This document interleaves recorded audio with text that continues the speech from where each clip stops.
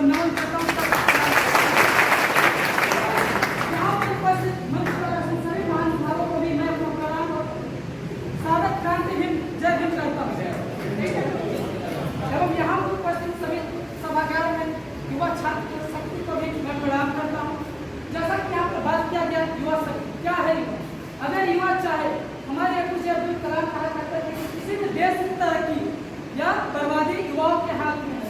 अगर युवा चाहे किसी भी देश को नए आयाम की ओर ले जा सकता है। अगर युवा चाहे किसी भी देश को बर्बाद कर सकता है। क्या देश इस बात की तो हम लोग भी तो युवा हैं, क्या हम अपने समाज को नहीं बदल सकते? क्या हम अपने समाज के लिए काम नहीं कर सकते? अगर हर आज निर्माण अपने समाज के लिए काम नहीं करेंगे तो आने वाली पीढ़ी के लिए क्या हम एक बहुत बेहतर भविष्य का निर्माण कर सकेंगे? ऐसा नहीं हो सकता। इसलिए ये हमारा फर्ज है, हमारा कर्तव्य है कि आने वाली पीढ़ी के लिए हम एक बेहतर समाज बनाकर दें। और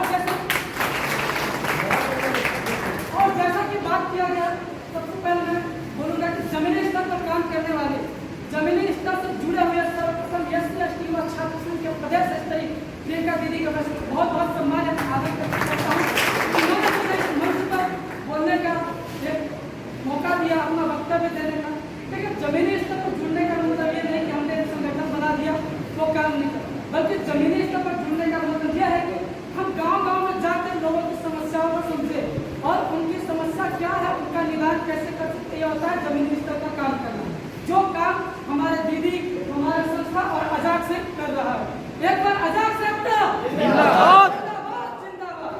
और जैसे शिक्षा की अगर बात की जाए तो अभी यूपी सरकार जो है वो लगभग 5000 स्कूलों को बंद करने का ऐलान कर रही है।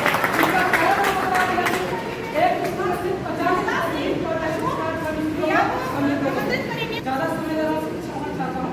लेकिन मैं बताना चाहूँगा कि भारत की सरकार ये करना चाहती है। जापान की सरकार मैं थोड़ा सा उदाहरण देता हूँ कि जापान में एक छोटी सी लड़की रहती थी, किसी स्टेशन से वो अपनी डिग्री कर रही थी। वो सर्वप्रथम पहले वर्ष में डिग्री में किसी कॉलेज में एडमिशन ली थी, तो वहाँ सिर्फ एक स्टेशन से वो एक ही लड़की ट्रेन में बैठ के अपने डिग्री कॉलेज में इंतजार कर रही थी। तो वहाँ की सरकार ये नहीं बोली कि मैं उस स्टेशन को बंद कर दूँ। उसने यह निर्णय लिया कि इस लड़की का जब तक ग्रेजुएशन डिग्री फाइनल नहीं हो जाता, मैं तब तक उस स्टेशन को चालू रखूँगा, संचालित रखूँगा। ये होती है शिक्षा की पावर। और अगर शिक्षा की पावर की बात की जाए तो जैसे कि बाबा साहब ने कहा था, संघर्ष करो, संगठित रहो, आगे बढ़ो। शिक्षा शेरनी का दूध है, जो जितना पिएगा वो उतना ज़्यादा चढ़ाएगा। ये सबसे अच्छा उदाहरण आप देख सकते हैं। यहाँ पे जितने भी उपस्थित हैं, ये एक शिक्षा का ही माध्यम है। मैं भी शिक्षा के माध्यम से ही आप लोगों के सामने अपना वक्तव्य दे सकता हूँ। यह भी एक शिक्षा की ही पावर है।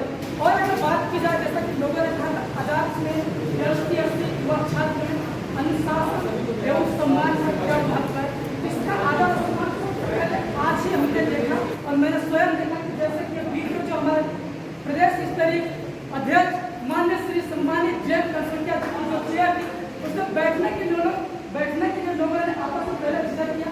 सर, जैसे सर लोगों ने बोला, ये हमारे माननीय प्रदेश अध्यक्ष जी का यह चेयर हम खाली रखेंगे, इसमें बैठे नहीं करते। ये होता है अनुशासन और सम्मान जो हमारे आजाद सेक्टर में और SC/ST यूथ में देखने को मिलता है। अंत में बस यही बोलना चाहूँगा कि मैं लिखूं खनक की